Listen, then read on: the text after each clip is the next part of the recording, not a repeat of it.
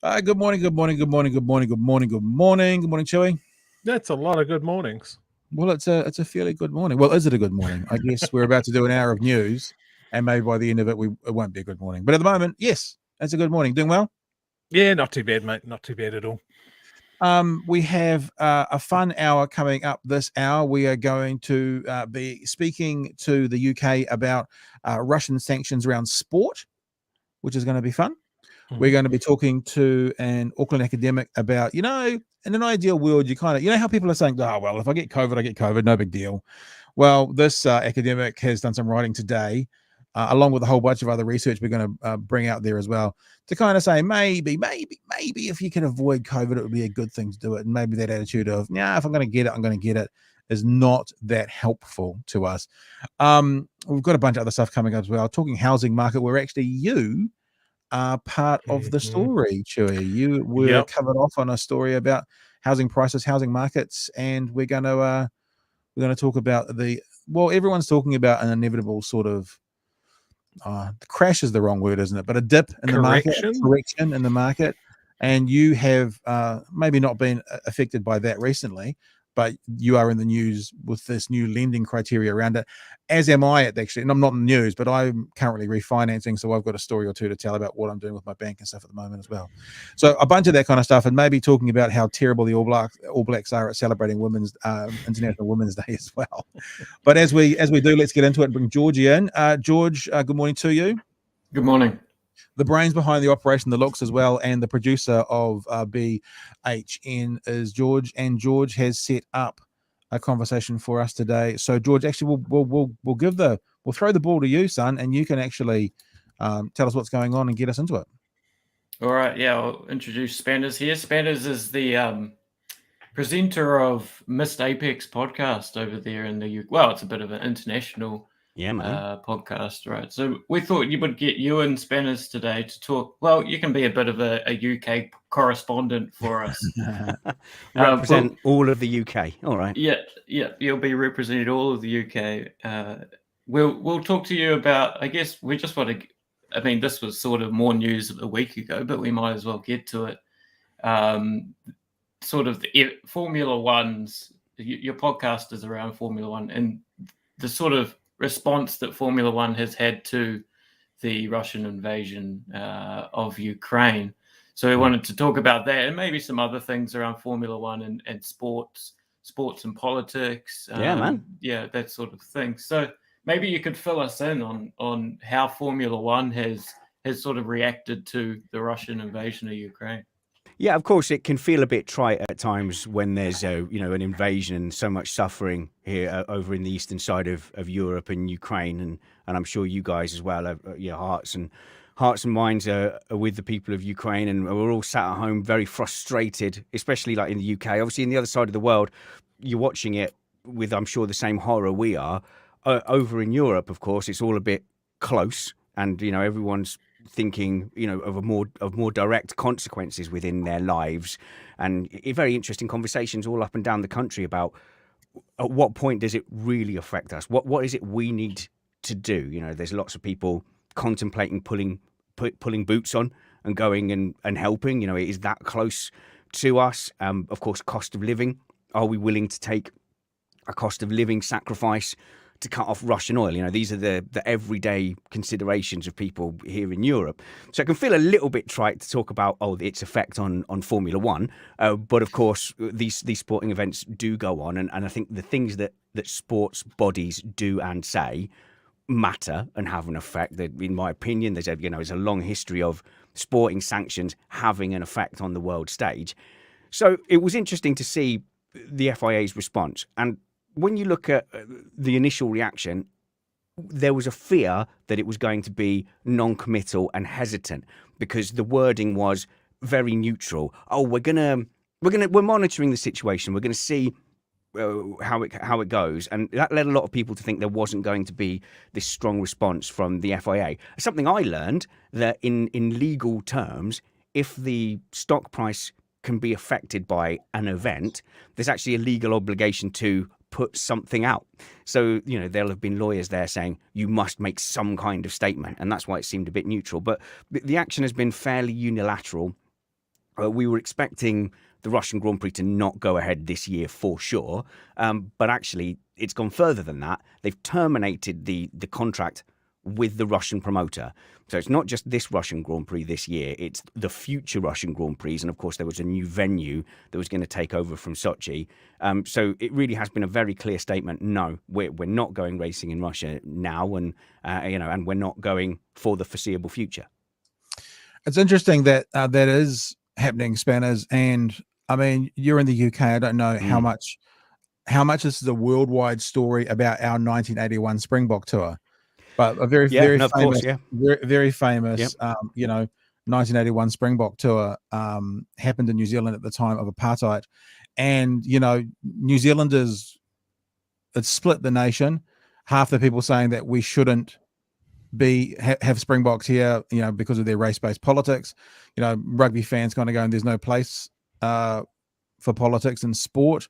But the story that we're all told is that on Ellis Island, Nelson Mandela heard of what was going on in New Zealand.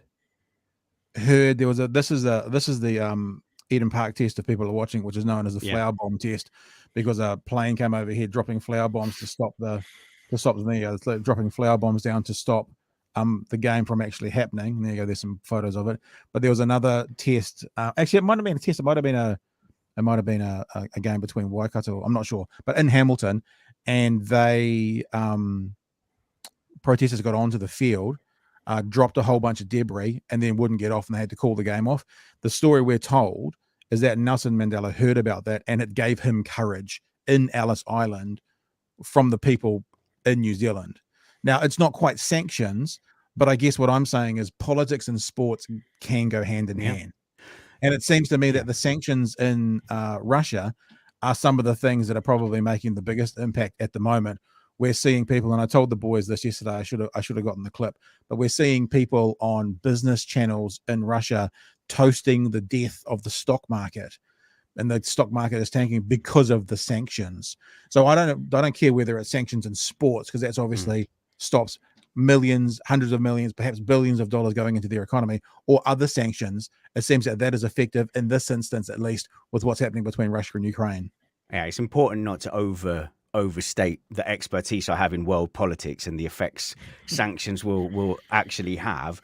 But from a personal point of view, while Russia's invading countries right on our doorstep, and we don't know the future plan, we don't know where that will go next, and there's a lot of the rhetoric at the moment with action and whether we should take action is, if not now, when. Obviously there's a nuclear threat, but does that give him carte blanche to just do whatever he wants? And we are saying he, because I think a point that gets lost a lot is that Russia has also been invaded. No one is saying directing anger at Russia. It's at Vladimir Putin. So the argument on the sporting point of view is why punish Russian athletes?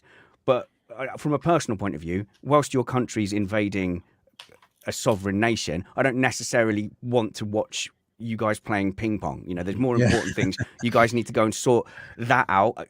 Russian people are also at war under a repressive regime. So there's certainly no objection from this call sign to restrictions and sanctions on Russian athletes, but I'm way out of my depth on the actual effect that would have. Yeah, there's also a driver that has lost his seat as well, Spinners. George, it's not a massive loss to the world of motorsport. We're talking about Nikita Mazepin, and he is the son of Ukrail. The company is Ukrail or Ukrali, and it is UK. Okay, so Nikita Mazepin's dad, very chummy with Vladimir Putin, worth 1.3 billion. They've thrown some chump change at Formula One to let Nikita Mazepin drive in F1. He's been teamed up with the much fancied Mick Schumacher, son of seven-time world champion Michael Schumacher. And as you're showing on your video, the nickname Mazepin was well earned. Nikita Mazepin, as well as seeming of questionable character, obviously we don't know him as a person, he came into Formula One. In his first season, he finished 21st out of a 20-car grid, which is some achievement, and he had more spins than race starts. So it isn't a massive loss to Formula One, but what's quite interesting is that Gunther Steiner, the team principal of Haas, was saying very recently that Nikita Mazepin just didn't grasp that his situation was untenable. Obviously, he's a paid driver in Formula One. So if it was not for that money, there's no way on merit he would get into a Formula One team. And that's quite aside from the political issue. Yeah, there's some meaty crashes there. So look, this is a guy that is not well liked, is there purely for his money, doesn't have the talent to be a top Formula One driver, has not done well or been popular. So it's not a loss to Formula One. So they're pretty happy about that, actually. Formula One's like, finally a reason to get rid of this prick. So to be honest, even Haas are probably in a better position, even financially. So if you look at the livery on the car, they're actually sporting the Russian colours there of the sponsor as well. So on the surface, you could go, well, Haas are losing their paid driver. They need a paid driver to fund basically having a good driver, Mick Schumacher, and be able to go racing. But they have a third driver, which is I've forgotten his name now, Fittipaldi. I've forgotten his first name, I beg your pardon. But he brings money as a third driver contract. So because Mazepin's not driving, that unlocks another clause where he gets to pay more money to be the driver for those two seats. So some money will come in, and then they probably, so we heard earlier today from Matthew Carter, ex-Lotus CEO, they're going to bring in Giovinazzi, who is going to come with an engine discount from the Ferrari engines they use. So all in all, financially, it might be win-win. And they don't seem devastated to lose Mazepin either. Although it's always fun to watch a crash, isn't it? Maybe the spectators won't be quite so happy. Do you know, it's so funny. I say with Formula One, there's so many different kinds of fans. There's fans from a sporting point of view. I love the sport of it. I love seeing people dueling wheel to wheel and trying to get past each other. I like to imagine myself as that driver. I could do karting, do sim racing. I love the sport of it. But my son, like, for example, he's 11. He'll be like, oh, did I miss any crashes? Did I miss any crashes? There's some people that I am an 11-year-old boy, Spanish. Okay. That out once again. Obviously, though, the danger element does add something special and to motorsport. For me, not particularly. If we could get rid of the danger completely, I would do that, but I know there are some people, the fact that they are on the edge of physical danger makes it more exciting for them. Colour me old and boring, but I always wince when there's a bit of a crash.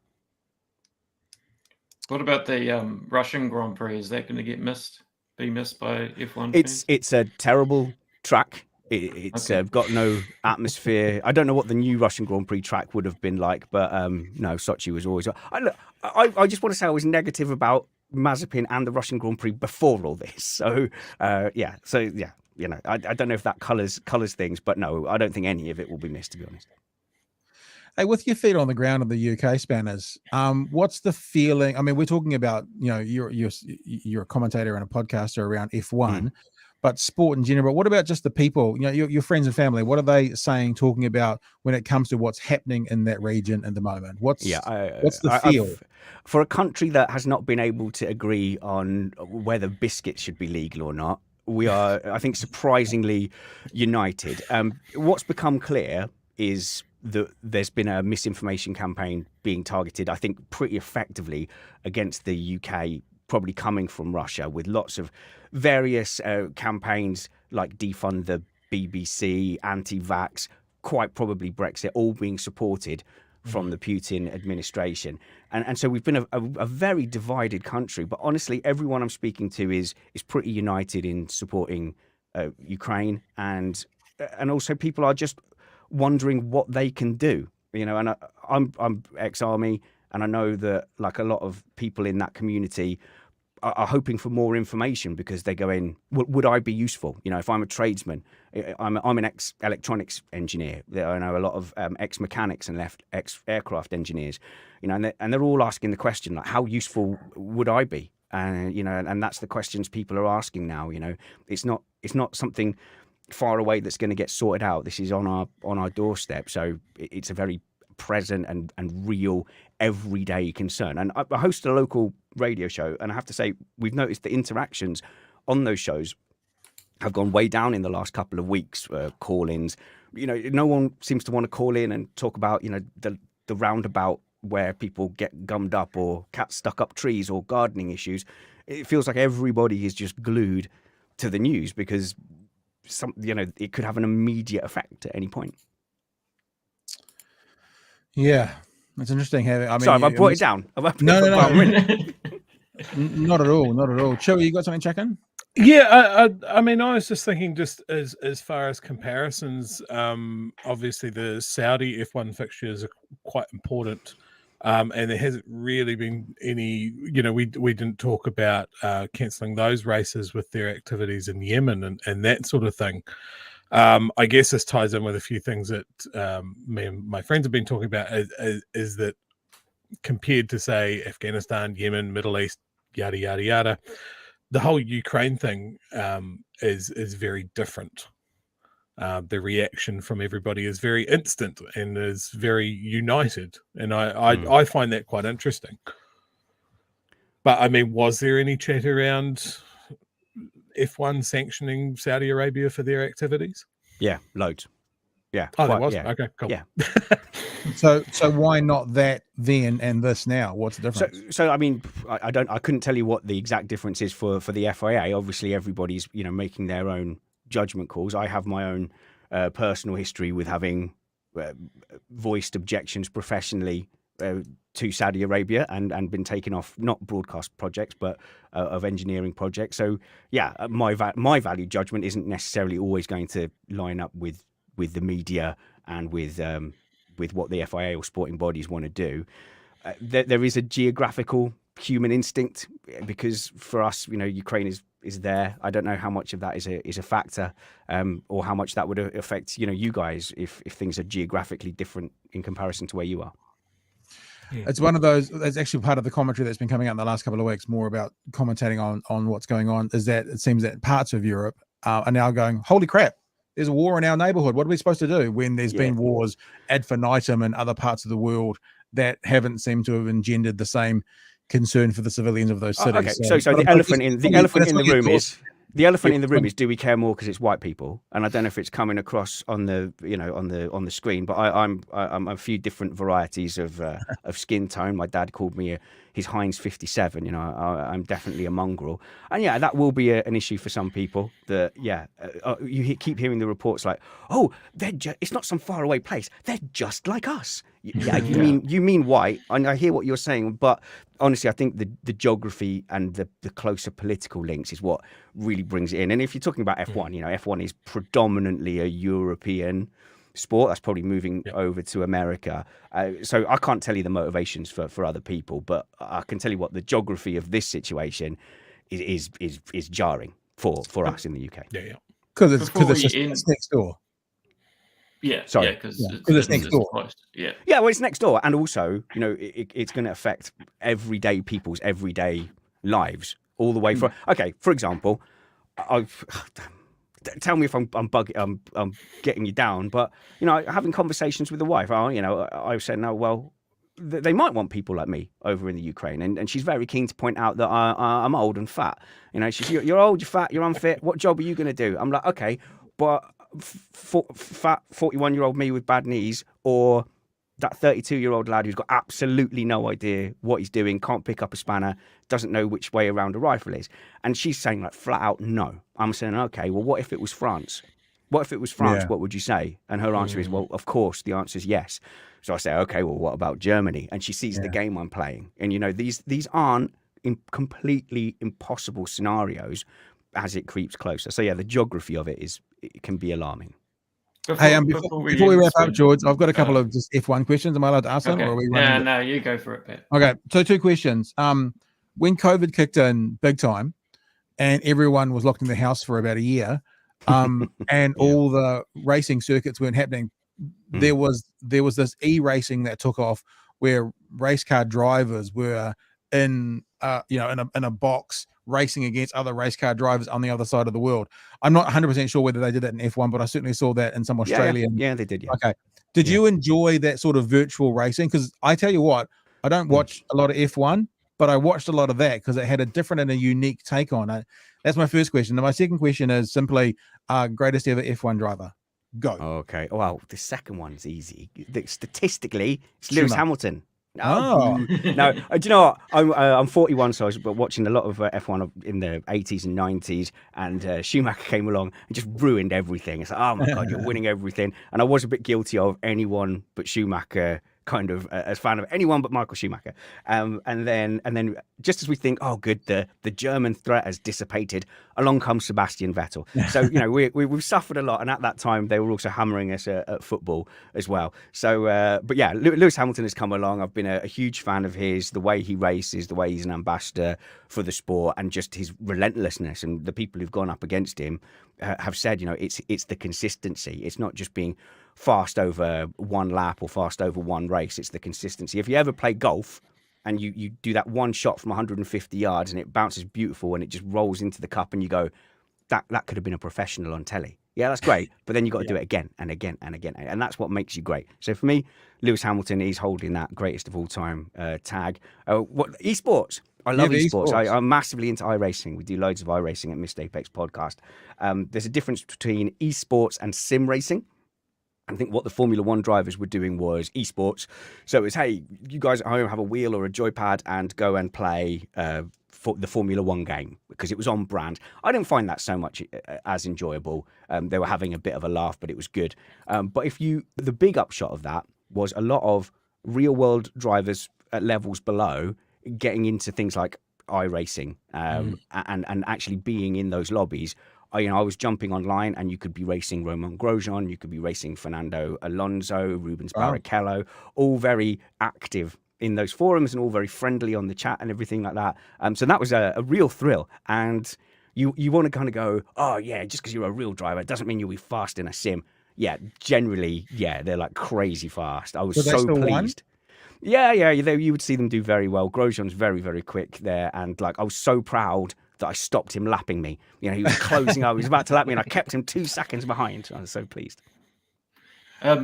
Spinners, what do you feel about the We Racers One campaign? So for the others, the We Racers One message was Formula One's attempt, I guess, to respond to the Black Lives Matters movement in America, and maybe a bit of Lewis Hamilton's pressure on the organization to say something about equality and this sort of thing. And the news has come out, and you can tell us more, maybe, Spinners, that they're not going to be doing this sort of ceremony that maybe you can explain the ceremony they do at the start of races.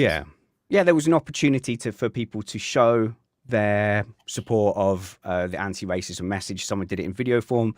Some people took the knee. I guess that's a personal choice. If you look at what they did, it seems to align with other comments they've made. So none of that was a surprise. Mercedes seemed to have led the way, changing their livery to black for 2 seasons. And whilst the initial message and that procedure at the start of the race will have gone, there does seem to be a lot of work going on in the background. So I've been very lucky to get involved with some grassroots stuff, helping. It's not just people of colour, but also getting more women into that media space as well. So, I was sat training 2 women to do a podcast, and one of those is now the stadium announcer for a lot of the tracks. And so it's about having that visibility. So now if you're a young girl and you go trackside, you see this fantastically glamorous and talented woman doing her thing, being the one to talk to all the drivers, and you go, well, that could be me. You know, you can't be what you can't see. And actually what's interesting with this media push to get more diversity into media is there was this myth of, oh, well, if we bring more black people or more women in, we're just going to dilute the talent pool. But you know what? It turns out that once you looked, there was absolutely tons and tons and tons of talent that wasn't necessarily white middle-aged men. They were there. They were there the whole time. Everyone just had to turn their heads and look. And it is making a difference. And now for generations of people looking upwards, they can see people like them. So I do think it wasn't just a gesture. I do think it's had an effect. And there was a lot of work in the background bringing people up. They were always there. They just needed the will to do it. Great. Well, thanks for coming on, Spinners. I know it's probably like 10:30 or something. It's definitely sherry o'clock, George. Yeah, I won't lie to you. Time to have a drink and then hit the hay. But yeah, as Pat's got up there, Missed Apex podcast. You guys have been doing that for a few years now, right? Yeah, it's been a minute.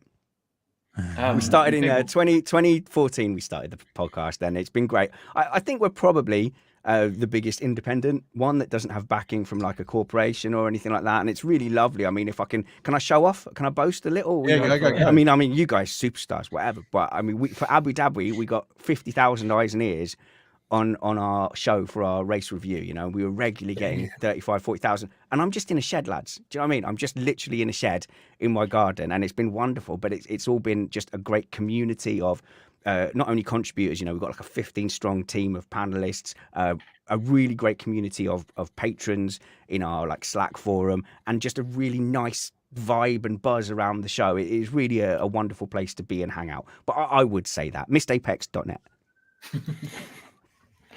All right.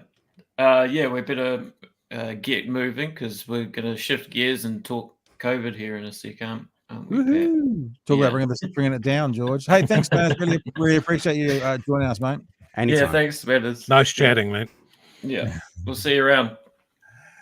Yeah, so let's get into this next conversation. We have in the next couple of minutes going to be joining us live from Auckland University, a computational biologist. It's hard to say, especially if you're dyslexic like me, but Dr. David Welch will be jumping in and joining us.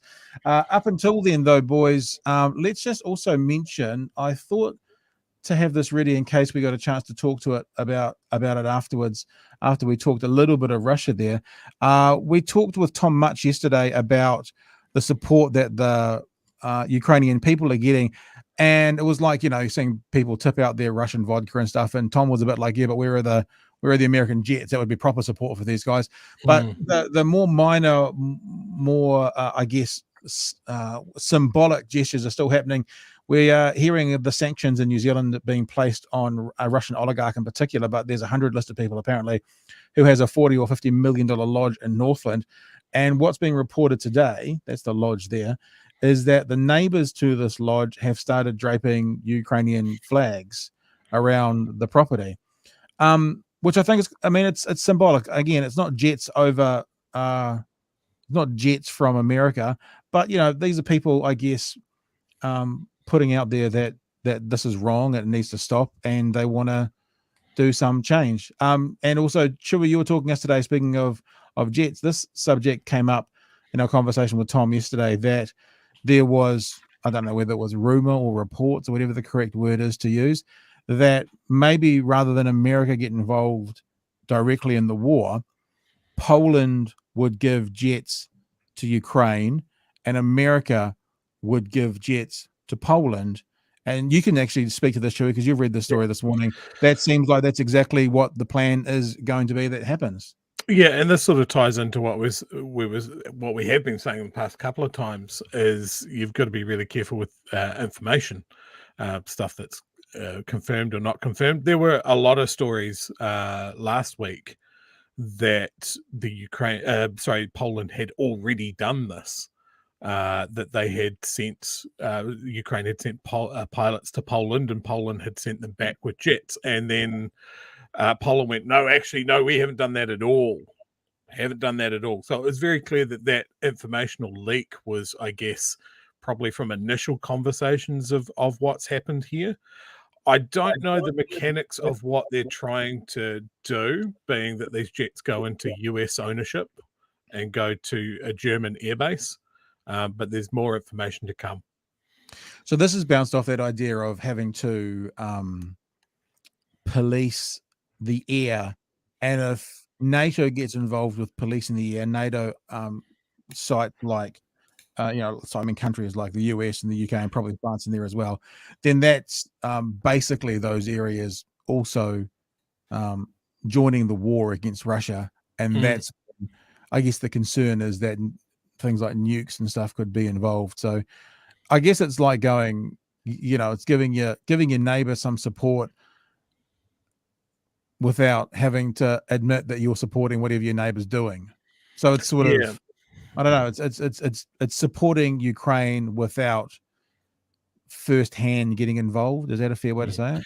I mean, the danger there is if it's the triggering of Article 5 of the NATO Charter, which is basically an attack on one of us is an attack on all of us. It will be considered a declaration of war. So that's a real hard line.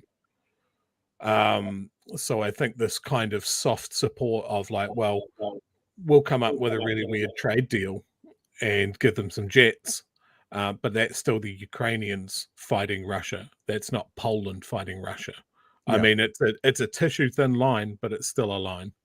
Yeah, it is. It is a line indeed. All right. Whilst George, you should jump in on that, mate. You've got a lot to say Yeah, I about think Ukraine. it's been interesting hearing this phrase, no-fly zone in the media recently. I mean, that phrase just terrifies me. It's a phrase that, you know, has been cooked up in American think tanks to basically sanitize what US foreign policy and defense policy would be.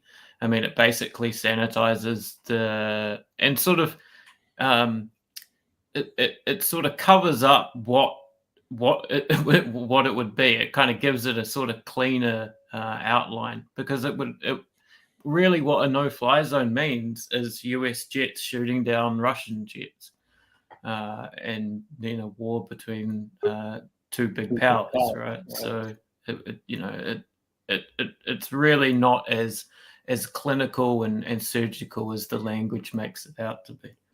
Yeah, the first time I saw that uttered, I was just like, that's utterly impractical. It's the other places that they've done no-fly zone, you're talking Iraq and you're talking over Bosnia and stuff like that, and they were very, very different beasts than we're going to have a crack at Russia. And again, with the US being a NATO member, that triggers Article 5 and the whole of Europe goes to war. So yeah, an impractical thing to bring up. All right, now we're going to move on to our next topic of conversation here. We're going to be joined very shortly by a computational biologist from the University of Auckland, Dr. David Welch. But before we bring David on, Chewy, we want this conversation right now to squarely and be squarely aimed at people who think COVID is not a big deal. Like, let's not pull our punches. Let's just say, I want this to be put in front of every person that you have heard say, oh, you know, if I get it, I get it. No big deal. Because I think that some people who might be sick of the last 2 years are getting to a point where they kind of go like, well, if it happens, it happens. What I'd really love for this kind of 5 to 10 minutes to be is for people to understand that it's not quite as simple as that. And before we get to David, and David's here waiting, so he'll be able to hear and see this, what I really wanted to do is bring up some of the headlines that have come out in the last couple of weeks about what COVID currently is. This is not the COVID from 2 years ago. These are very recent documents, articles, and research. And I want to show people what things are being said. I'm happy to put these links up if people want to follow the research themselves. But just some of these headlines that we're reading. Omicron 19 outbreak. Cardiologists warns of tidal wave of heart disease linked to long COVID. How about this one? Even mild COVID linked to brain damage, scans show. COVID can shrink the brain as much as a decade of aging study. And I won't make a joke about the shrinking of brains of anti-vaxxers already, but what we're saying is it can shrink people's brains. That shrunken brain or brain damage, brain changes may fuel long COVID, anxiety, and confusion. This one's from about a month ago. I found this story after idiots online like Michael Laws were saying that Omicron doesn't kill, neither does it disable. Within days of him putting that on his Facebook page, this comment came out. Well, this research came out. COVID-19 US mass disability event, long COVID warning as huge numbers diagnosed. Put that on top of what's happening here in New Zealand. There has been some research done from University of Oregon academic Leighton Watson, talking about who and what is passing on COVID. And I'm just going to bring up my Facebook page because I synopsized it. Let me read this one quote out. For the Omicron variant, unvaccinated individuals are responsible for 45% of all infections, compared to 39% for the vaccinated, that's 2 doses, and 15% for boosted 3 doses individuals when normalized by the population. Despite the vaccine being less effective at preventing breakthrough transmissions for Omicron, only 3% of all infections are from boosted to boosted individuals when normalized by population, indicating that 3 doses of the vaccine provide good protection from infection and breakthrough transmissions. And to spell it out one more time in my rant to you, if you think this is no big deal, The unvaccinated, which is about 6% of the population, make up for 45% of the infections. Whereas the vaccinated, 2 jabs only, which is about 22% of the population, because that's out of the 95% of what they call fully vaccinated. So 22% of the population make up for 39%. And those that are fully boosted, which is about 73% of the population, make up for 15% at the moment. I really wanted to put this out there. I've been talking about that research for 2 days now. I wanted to get it out there, and I want this piece to unequivocally, unarguably, and unselfishly be talking to people who think that getting COVID is no big deal. We bring on now Dr. David Welch to talk to us about the benefits of not getting COVID, David, as you wrote in your piece this morning. Thank you, sir, for joining us. How are you? Yeah, kia ora kōrua. Good. How are you? Very well, thank you. The piece you wrote or has got released this morning is called "No, Catching Omicron is Not Inevitable. Here's Why We Should Still Avoid the Virus." Yeah. So I'm getting stories back from people I know, especially younger people as well. We live in Dunedin, so we have lots of students around here who are basically like, well, if you get it, you get it. No big deal. That's why you saw all the information I just put out there in the space of 90 seconds. And I really wanted to bring you on to talk to this article you've written about why we should still avoid the virus and why catching Omicron is not inevitable. The floor is yours, sir. Well, I mean, so there's 2 main points I make. First, it's certainly not inevitable that we'll all get infected in this current wave, right? There's in any big wave that we've seen anywhere around the world, maybe somewhere between 20 and maybe 60% of the local population, whichever population you're talking about, actually gets infected. So that means, and 60% would be the very high end of that. So in most of these big sort of waves of infection, a lot less than 50% of the population will get infected. So that means, right from the start, there's pretty much an even chance that you won't get infected. All right. So, and the way we can avoid infection are just the standard things we've been doing all along, right? Mask wearing works, ventilation works, cutting down the number of contacts you have with people works. Keeping meetings or meetups with people outdoors rather than in some poorly ventilated room. All those things work, and looking around and seeing that there's a lot of COVID about at the moment, think maybe, well, there's a bunch of stuff I could put off for a few weeks, right? I don't have to go out and meet that person tonight. I could do that in a couple of weeks instead.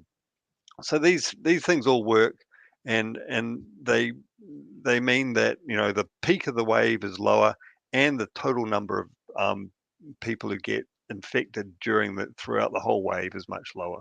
Right? It can make the difference between, say, 40% of people being infected, which is kind of the high end of the estimates of what might happen in this Omicron wave in New Zealand, versus maybe 25% people being infected, right? So that's a really big difference. And why does that matter, right? Does it matter that does it matter if we get infected? Well, yes, it does, right? People talk about what kind of disease Omicron causes, and usually that's talked about in relation to the Delta strain, right? We've had let's just back up a little. We had the kind of original strain of COVID, the Wuhan strain, and then another strain came dominant, which was Alpha, that was more transmissible and slightly more severe than the Wuhan strain. Delta came along, which was much more transmissible and also caused more severe disease than either Alpha or the Wuhan strain. And now we've got Omicron, which it seems to spread very quickly, possibly not as far as Delta would spread, but it can avoid previous immunity, which is which is why we're seeing it spread so fast here. And we think the amount of the severity of disease is similar to the original strain, right? Okay. So it kind of takes us back to the beginning of the epidemic and what kind of serious disease it causes. But the thing is, now we've got this wonder of modern science. We've got the vaccine, and so most people in the country are now vaccinated. And so if you're vaccinated, you will typically have much milder symptoms than you would have otherwise, right? Can I that just clarify something, David? Just not sorry. I'm very sorry to interrupt you, but is what you're saying is that Omicron is similar in severity to March 2 years ago when we had the first wave come through? Is it also similar in if we weren't vaccinated and what the death rate was and what it would be, or is it just in symptoms? Like, is it almost like a mirror of both symptoms, the way it hits us, and what the death rate would have been? Yeah, so Wow. it's actually pretty hard to it's a little bit hard to estimate this stuff because basically nearly everyone in the world now has either been vaccinated or had some sort of COVID already, right? So we're not in what we call a naive population anymore. So 2 years ago, it was very clear what happened, and a lot of people got sick. Medicine didn't know how to deal with COVID back then. Now, if someone gets sick with COVID, we've had 2 years of intense focus on what to do, and so medical treatments are better. That sort of thing. That brings down the death rate quite a lot on its own, even if we didn't have things like vaccination. So there may be a slightly lower death rate for Omicron than the original strain, but in terms of general virulence and severity, it's about equal, we think. But that's a lower rate because of what we know, as opposed to because of thing. Yeah, interesting. That's right. We'll check it to Chewy. Chewy wanted to come in with something. Yeah. I mean, I can definitely vouch for seeing, I guess, the fatalism in people of like, well, we've kept it out for so long, but now it's here, and now we're not tracking locations of interests. I'm triple vax, so I should be fine, right? And I mean, I sort of went into this whole thing going, look, if there's one thing that I want out of this pandemic is not to catch this at all, and that decision has been shown to be correct by all of my friends and people I know around the place, around the world, that have caught it and gone, hey, look, it's whatever they're telling you, it's not mild, it's not a bad flu, this can just wreck you. And certainly those long COVID type symptoms, the heart damage, the organ damage, the brain fog that doesn't go away, that just terrifies me. I don't want a piece of this. No. So even though I'm triple vaxxed, I'm frontline retail a lot of the time. I hate wearing masks, but I'll keep doing it until we're done. Yeah. I mean, those, like masks, a good quality mask does a lot to reduce the chance that you'll get it and the chance you'll spread it to someone else. So you're right. No one knows beforehand exactly what your personal risk of getting COVID is, right? There's certainly a lot of people who don't suffer any symptoms, right? My neighbor, when her kid brought it home, she got to the end of the 10-day isolation period, did her test, and she found out she had COVID and had no symptoms, right? That happens a lot, right? But by contrast, our babysitter's partner got COVID. He's 23. He got very sick. He was laid up in bed for a week. His brother ended up making a visit to the hospital. They're both young. They're both fit. They're one's double vaccinated, one's double vaccinated plus a booster, right? And so on the face of it, they had no expectation that they'd get anything serious, but it happened, right? And it happens all over the world, and it happens to a few percent of us, and a few percent of millions of infections is a hell of a lot of people. And it's a hell of a lot of sickness, and that's what we're trying to avoid. Yeah, I Right. think what you've just said as well. I mean, I said this to someone the other day. We saw that lunatic we all saw them at the Parliament grounds holding up 99.6% sign. And Yeah. I went, even if we use your numbers, even if Yeah. we did use your numbers, that's one person in every 200. Yeah. My daughter's school, there's 600 people. So you're cool with 3 people from that school dying. Because Yeah. that's 99.6. You're okay with that? And it's like Yeah. you contextualize even the wrong numbers, and you're Right. like, are you a fucking idiot? Yeah. Like, are we okay with 1 in every 200 New Zealanders dying? 99.6, that's what it is. And I'm like, no, I'm not okay with that. Hey, let me throw this one to you as well, David, because we just had a question come on the side. And it's sort of, I threw all that information up at the start. If Emperor, if you're just joining us now, you can either look back, or this will be coming out as a clip this afternoon. Has Omicron seen a reduction in people with long COVID? I.e., I guess, is Omicron less likely to cause long COVID than previous iterations? Do you have any knowledge or information on that? So, long COVID by its nature, and by the very recency of Omicron, it's only now that we'll really be starting to get some information about that. There are suggestions that the parts of the body that are more strongly affected by Omicron, may not lead to so much long COVID. But on the other hand, we still don't have a good grip on exactly what causes long. Well, we know what causes it, but what the long-term outcomes of any COVID infection are. And so, hopefully there does seem to be some, the worse your outcome is, from getting COVID in the first place, the higher the chance of having ongoing symptoms and ongoing complications are. And so, now that most people have had some sort of COVID or some sort of other immunity, that should bring down the amount of long COVID we'd expect to see in this big wave. But we like those things you put up earlier. That was a very good study of people that had brain scans a few years ago, and people have had brain scans in the last year.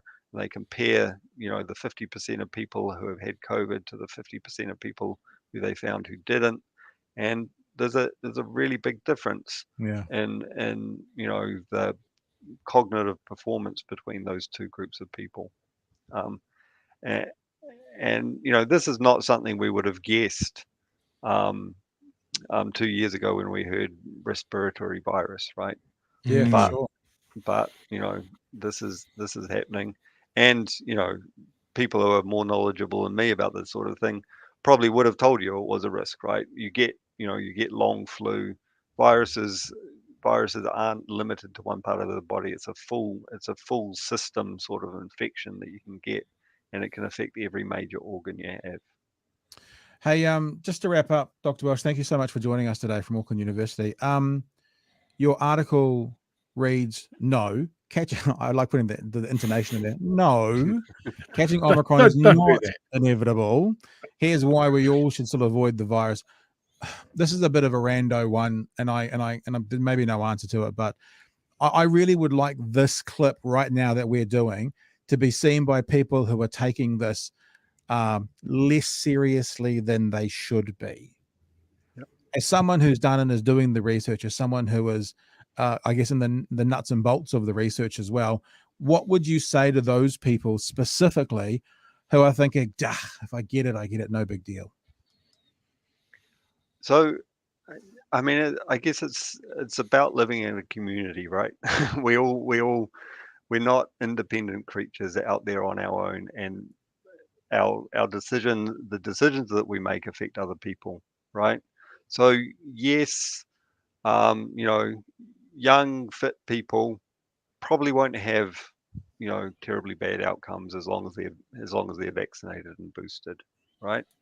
But but if you get infected, you stand a high chance of infecting your parents, your grandparents, your neighbors, the people at the shop, the whole community around you is at risk when you are infected, right?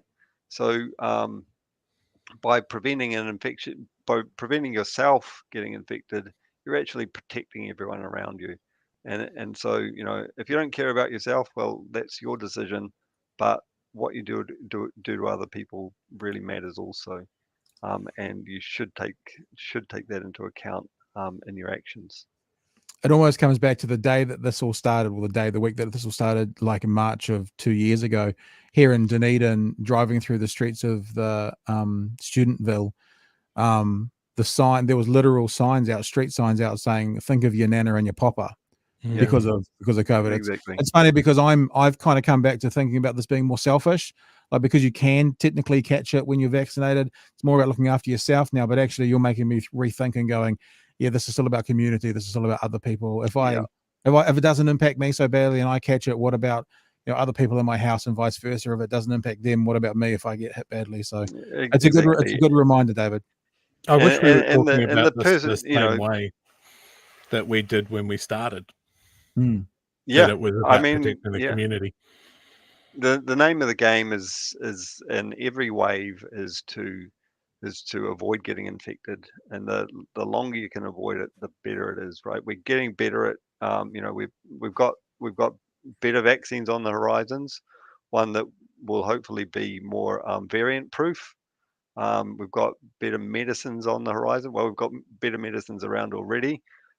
They're a little bit hard to get hold of, some of them now, but they'll become more widespread. And so, I basically hope never to get COVID, right? I hope to avoid it this wave. I hope to avoid it if we have a wave later in the year.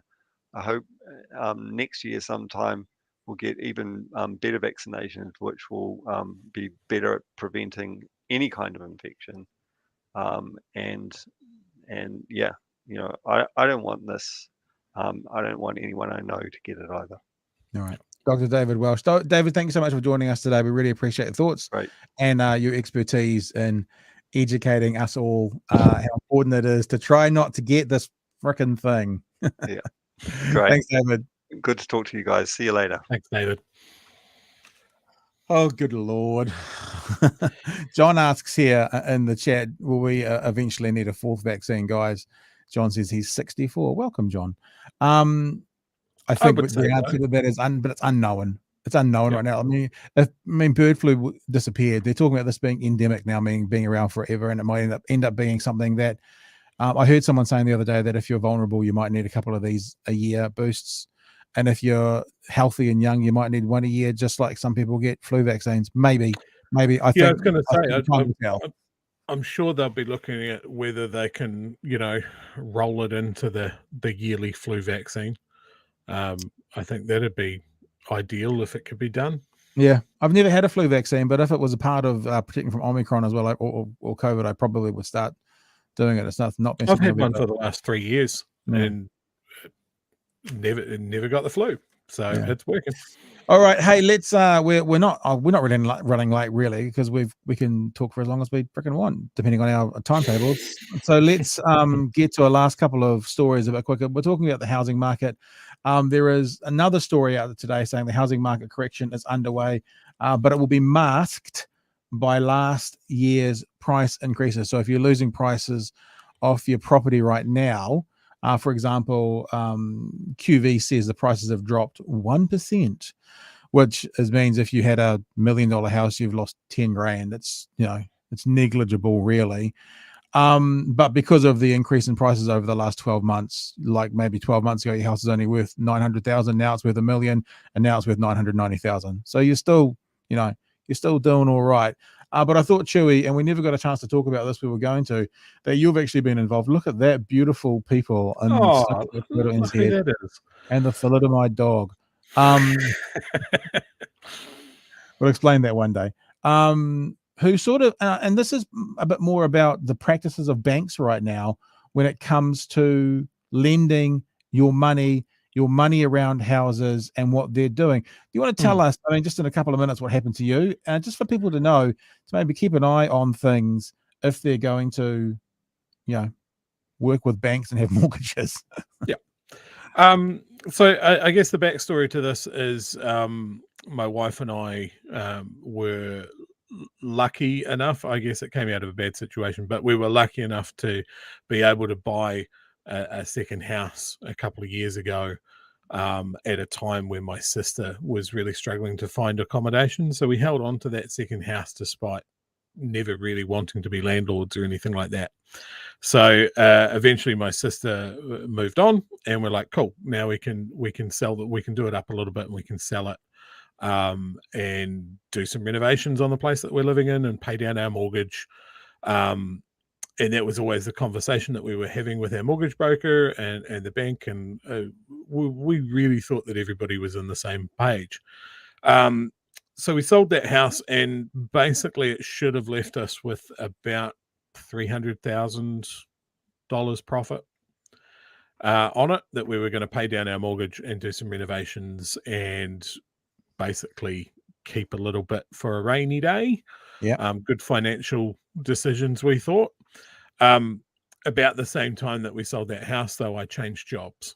And what that did is it basically triggered the bank reassessing everything because of the change in circumstances. And because I was no longer in a workplace, had been working for the same place for 8 years and was essentially a month into a new job, didn't have established payroll, all of that sort of stuff. They, on the day before settlement, swept in and said, hey, look, out of that 300,000, with no discussion or warning at all, we're going to take about 150 of that to pay down your existing mortgage. And what were you, because you were going to pay down some of it, what were you going to pay it down yeah, by? So we had the choice. We were due to refix that mortgage in November. So we were going to divide the money in three. We're going to keep 100,000. We're going to spend 100,000 on maintenance and renovations, and then pay down 100,000 when we refixed in November. Instead, the bank made that decision for us with no consultation or discussion. So selling a house is a pretty stressful time anyway, but certainly hearing that all of your plans have gone up in smoke with no consultation was a real shock to us. When that story went up on Stuff, it was the most viewed story that day, and there was a huge amount of feedback from it. I think it was read more times than a pretty major government announcement about border restrictions being lowered. But yeah, there was a lot of people that were like, well, you borrowed money from the bank and it's the bank's money. Sure.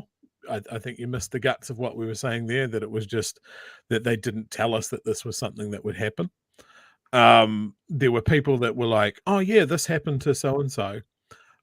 Again, as someone that has had a mortgage for a while now, it never got mentioned that this was something a bank could do. Yeah. And then there were people that were like, oh damn, so they can just do that.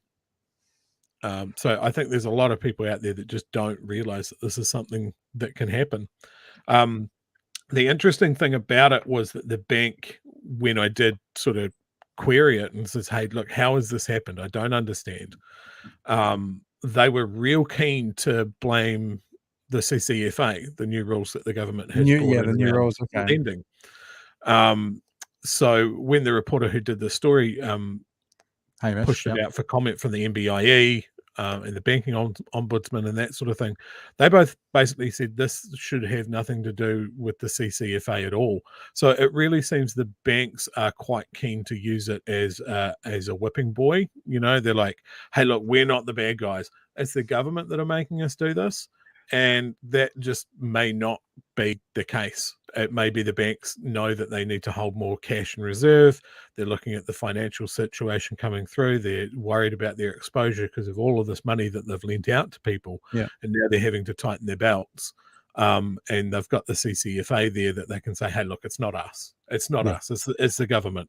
Are you a month on? Has there been any kind of resolution from this, or is that what it was? And this, because I'm reading in the article as well, Banking Ombudsman Nicholas Sladen said the organisation had dealt with several similar cases to your guys. Did anything change? Did anything come of that, or is that done and dusted, and that's what it is now? Well, there was no room for negotiation. It was done. So yeah, we are going to make a complaint to the Ombudsman. We're just crafting that letter at the moment. We are in the middle of moving away from that bank, and again, it's not about paying the money back. Like on reflection, it's slightly more than we wanted to pay. It's slightly earlier than we wanted to do it, but it has put us in a pretty good position considering what we're looking at on the horizon, with a raise in interest rates and inflation and stuff like that. So, silver lining, it's more about how it was done. And I guess it was more about how much knowledge people have out there that this is something that a bank can just do, almost arbitrarily, that you're along for the ride. It's one of those situations where, and I've experienced this a little bit with the IRD or something, like when you have to follow all the rules or get penalties, if the organization then doesn't follow the rules or even the expectations, they just go, no, well, like the classic example is if you owe IRD money, you got to pay penalties and interest on that.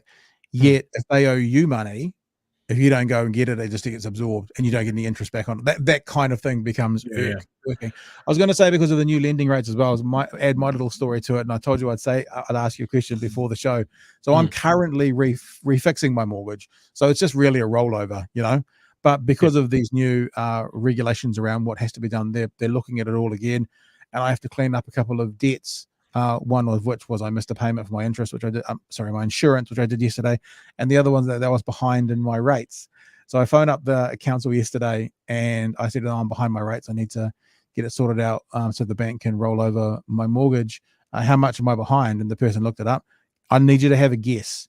Have a guess how far behind I was in the rates to hold up part of the banking situation. Sub 200. $4.98. Oh Jesus. Yeah, so I mean, this is what you see stories about, people querying, buying medicines, how much you spend on lunch, that sort of thing, and knowing that I'm moving my banking to another bank, every time I reach for my card, that's what I'm thinking of, even though I have done these sums and I'm living well within my means. And it's just this thing, like these questions would not be asked if I was renting, and I would be paying more if I was renting. Yeah, it's crazy. And I think it's just this whole case of like, if you can service the loan, if you can say, hey, look, I've got this much left over every week, who cares if I spend, who cares if I go to Burger King for lunch when I could make a sandwich at home or something like that. It's like these really penny pinching measures. Well, people are just getting around that now anyway. People are getting around that now anyway because they're going to get their weekly grocery shoppings and they're getting $100 cash out, and they're just spending cash to go and get their Burger King now. So it's not on file. So it's stupid. So it's easily beaten. At that point, it's theatre. Yeah. Why did you withdraw $200 that week? I don't have to tell you because it's not on a statement. Yeah. Let's bring George back in. We are kind of now technically over, although we don't have to stop. I want to do the All Black story. You guys down for another couple of minutes? We'll do the All Black story. Yeah, absolutely. Yeah. Okay. Let's do it. Do you want to add anything to that housing conversation, George? No. All right. Fair enough. I see that there is a question there. No. Essentially, is the answer. The first house was under my name, and the second house is under mine and my wife's name. So yeah, I don't believe it was used as security, but I could be wrong. All right, last story for the day, guys, and this is I don't know if this is just more like a shocking. I find this quite shocking in this world of PR when we're supposed to be on top of things and know how to do things. All Blacks criticise over tone deaf tweet to mark International Women's Day. Now that I believe was yesterday. The All Blacks have come under fire after choosing to mark International Women's Day with a tone deaf tweet that failed to acknowledge the world champion Black Ferns, regulated women to a supporting role, and featured a player who assaulted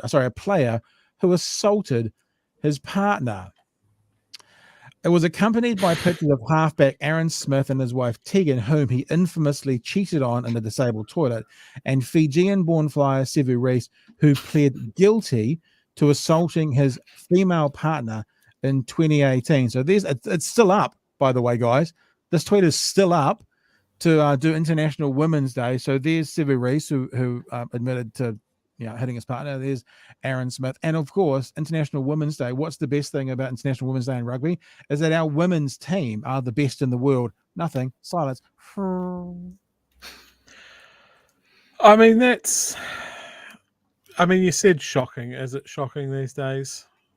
I'm resigned to this sort of stuff. Like Fonterra did the women leaders conference recently, and everybody's talking that it was a man. It's like a lot of these guys just need to get out of their own way. I mean, the wording of the tweet was fine. You could have all of those women that are in the roles. Let's get some pictures of some partners. Let's get some pictures of the sports doctors and all of our support staff that are women. Awesome. But you had to put a picture of the actual All Blacks in because it's the All Blacks tweet. And as you mentioned, world landing women's rugby team that doesn't get enough love as it is. Nowhere. Just don't put it in. The tweet talks about women to celebrate. I'll bring the tweet back up. This is how it references women to celebrate. Partners, mothers, daughters, doctors, physios, referees, administrators, and fans. What about the fucking players? It's the All Blacks. This is a rugby team. What about our world champions could be in there as well as we celebrate women? It's just, when I say surprising, Chewy, I don't even mean surprising in society because, there's morons out there. I just mean someone has gone in the PR department, press department, marketing department of the All Blacks has gone, right, let's celebrate women. How should we do that? It's about half right. It's about half right, but there's another thing that they could have done there. All right, we're gonna put some pictures of some All Blacks in there because it's the All Blacks official Twitter account. Awesome. Do any of these people that we're putting up there have any issues around women? Oh yeah, well the public toilet, the disabled toilet thing, and the whole beating your partner thing. Okay, have we got any other players that we can put up there that haven't done those things? One or two. I'm sure there are one or two. You just want to run them through a filter. What's their history? Don't put it up yet. Yeah. Oh. Anyway, tone deaf is the right word. George, got anything to add, my friend? No, it seems like these international whatever days are usually just for brands and companies to sort of, I don't want to use the phrase because it's a bit cringy, but virtual signal. It's basically, it seems like a corporate exercise and they can't even get that right. Yeah. The days they're open for them to advertise their brand and they can't even get that right. I can't even believe, so often people make mistakes, right? And look, I've just brought up the actual All Blacks Twitter feed, right? At the stream, boys. And it's still there. Like, actually, this would be an appropriate time to go in an appropriate way. Whoop, guys, we fucked up. Acknowledge we fucked up. Obviously, it's like, when people think, like Julia, is it Julia Roberts who played Erin Brockovich? It is, isn't it? I think so. Forgot to thank Erin Brockovich at the Oscars. Like, won the Oscar and forgot to thank Erin Brockovich. So what did Julia Roberts do? Profusely apologized for the next 6 months. Every single time she had a chance to, thanked Erin Brockovich. Like the person who she was acting from the movie. Like, All Blacks, get a grip, have a lesson. You actually now take it down, apologize, and redo it. A redo is actually not a bad thing if you have completely fucked up. Yeah, but at least Fonterra, sort of did that. Yeah, there you go. I mean, it's not good that they had all. It'd be like having an issue of Māori leaders and having all Pākehā. You would never see that happen. So why is it so easy to set up a conference for women leadership with all men when I don't think any company would ever have a Māori leadership, conference, which is completely appropriate, full of only Pākehā speakers? It wouldn't happen. So why are women deemed not as important to make sure they get that right than other areas of the place, which they definitely would? It shouldn't be hard. And I think it links back to what our first guest said, Spanners. He said a phrase that I really like: if you can see it, you can be it. Super important that people see, like if you're a young girl that likes rugby and you see on the All Blacks Twitter feed something about the world champion New Zealand women's rugby team, that's important. There's virtue signaling, absolutely, and then there's something that goes a bit deeper than that. Well, if you're going to get involved in it, if you're going to put out a tweet, get it fucking right. I mean, that's the thing. Like, if it's virtue signaling or not, if you're going to do it, get it right. They should have had a standalone tweet for the world champion women's rugby team on International Women's Day. There should have been a solo standalone tweet for that. And then perhaps if they want a virtue signal with, they make our sandwiches out the back and they rub our backs when they're hard. They can, when they're hard, that's the wrong thing to be doing.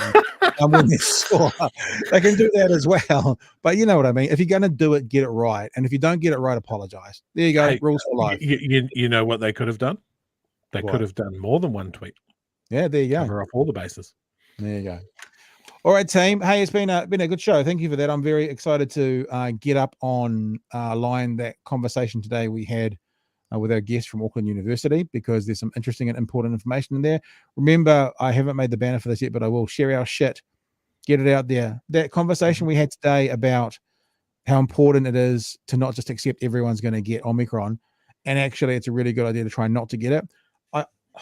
It's always hard when you sound like you're beating your own chest, but it's a really important conversation for other people to see. It really is. So get it out there, pass it around, pass it on. And I don't know. There's nothing else. Not COVID though. Don't pass COVID on. Don't pass that around. And don't do like Chris Luxton did and have your speech go viral because you've caught COVID, as opposed to other reasons. Another man cannot wear a mask though. How many pictures of them are there of him not wearing a mask properly? The doctor we just had on. The thing that I remember from day one is I remember talking to an immunologist on my podcast actually, and saying to him, I was trying to teach my kids about COVID, and I use the analogy like when you're driving on the road, you drive like everybody else is a fucking idiot. And so driving defensively means you're driving like everyone else is an idiot. So so I told them, so think about it that way. You got to think about like everybody else has got COVID. And the immunologist said to me straight away, no. You got to act as if you've got COVID. That's how you act, as if you have COVID. That's how you should be acting. And the conversation today kind of made me think, well, it's hard because, I think all of us, and I'll put my hand up, are selfish. And I think if that fucker's not going to act if he's got COVID or she's got COVID, why should I? And I'll just look after myself. But actually what we probably still need to do is have that thought in our mind, because if we think we have COVID, we probably are protecting ourselves and protecting other people as well. Yep, 100%. All right, boys. Thank you for this morning. It is 12:15. It's time to go and get some lunch. And I will talk to you guys anon. Sure, I guess we might catch you next week if you want to come back. Yeah, absolutely, bud. Who have we got tomorrow, George? Is it Penny Ashton, I think? Not too I think it's Penny. We've got Penny tomorrow and with me having chat about the big news stories of the day. BHN, big hairy news, focusing on the big in the news, not so much the hairy. That's us. Thanks, team. Let's get out of here. Okay, thanks for watching. Thanks for enjoying. Thanks for being a part of it. Share our shit, and we'll see you tomorrow.